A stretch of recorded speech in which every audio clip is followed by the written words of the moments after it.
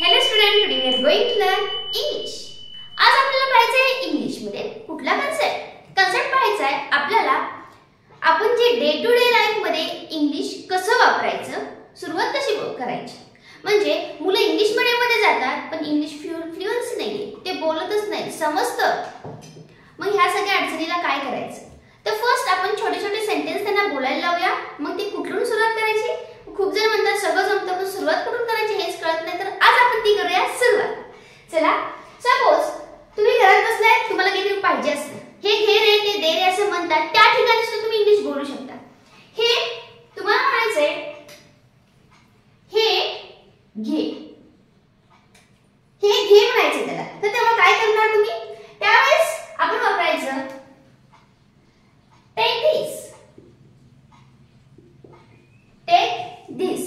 Okay, Marathi जास्त लिहित नाही, फक्त हे सेंटेन्स समजून घ्या.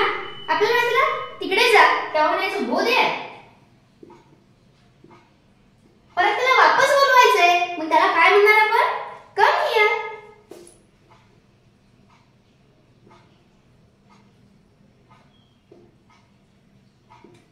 ओके, असे साधे साधे वाक्य आपल्याला जमतात. ह्या वाक्य आपण त्यांना सारखं बोलत राहायचं, त्यामुळे त्यांच्या इंग्लिशमध्ये त्यांचा जो काही कॉन्फिडन्स लो असतो तो हाय होतो याने. ओके, बाकी सगळं काही. आता आपल्याला म्हणायचं हे कर, मग काय करायचं, करला डू माहितीये, मग काय म्हणायचं ना, तेव्हा त्यांना म्हणायचं असतं हे कर असं. जेव्हा म्हणायचं असतं तेव्हा त्याला म्हणायचं डू दिस. ओके, किंवा एखादी गोष्ट जतन करायला सांगायची, सांभाळून ठेवायला सांगायची, तो काय केअर करत नाही त्याचे, टेक केअर आपण म्हणतो, पण आपल्याला त्याला सांगायचे सेव्ह करायचे त्याला, मग तेव्हा आपण म्हणू शकतो सेव्ह दिस. तेव्हा काय म्हणू शकतो आपण त्याला, सेव्ह दिस. असे जनरली आपण अवतीभोवती फिरताना हे वाक्य आपण वापरू शकतो. किंवा मुलगा आपल्या शाळेत निघालाय, त्यावेळेस तुम्ही कुठले सेंटेन्स वापरायचे. आपण सरळ म्हणतो लवकर उठ, त्यावेळेस तुम्ही काय म्हणणार, गेट अप अर्ली, लवकर उठ. त्यावेळेस काय म्हणायचं आपण त्याला, लवकर उठणे, किंवा उठ म्हणतो तेव्हा याला म्हणायचं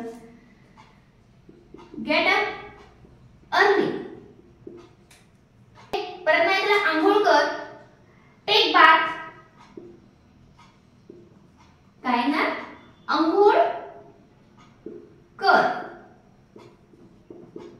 आता रेडी करायचंय, स्कूल बॅग भरायची असते, पॅक युअर बॅग, तुझी बॅग पॅक कर असं म्हणायचं. तेव्हा तुझी बॅग पॅक कर, तेव्हा आपण काय म्हणणार, पॅक युअर बॅग. ओके, आता सपोज पेन सापडत नाहीये, हे सापडत नाहीये, ते सापडत नाहीये, तर आपण त्याला विचारू शकतो हे बॉटल कुठे रे. क्वेश्चनचा एक व्हिडिओ टाकणार आहे, सपोज फक्त आपल्याला रिप्लाय करायचं आहे बॉटल कुठे रे असं म्हणतात आपण. तर एवढं मोठं सेंटेन्स आताच नाही शिकायचं आपल्याला. बॉटल कुठे रे, मग लगेच दुसरा एखादा भाऊ असेल, बहीण असेल, दुसरं कोणी असेल, किंवा आई असेल, कोणी असू शकते, तेव्हा मला माहिती आहे म्हणायचं की नाही. त्या ठिकाणी म्हणायचं आय नो दॅट. काय म्हणायचं आपण त्या ठिकाणी, आय नो दॅट. मला ते माहिती आहे, कुठं ठेवलेले, कुठं होतं, यासारखे सेंटेन्स आपण शिकायचे. आय नो दॅट म्हणजे काय, मला माहित आहे.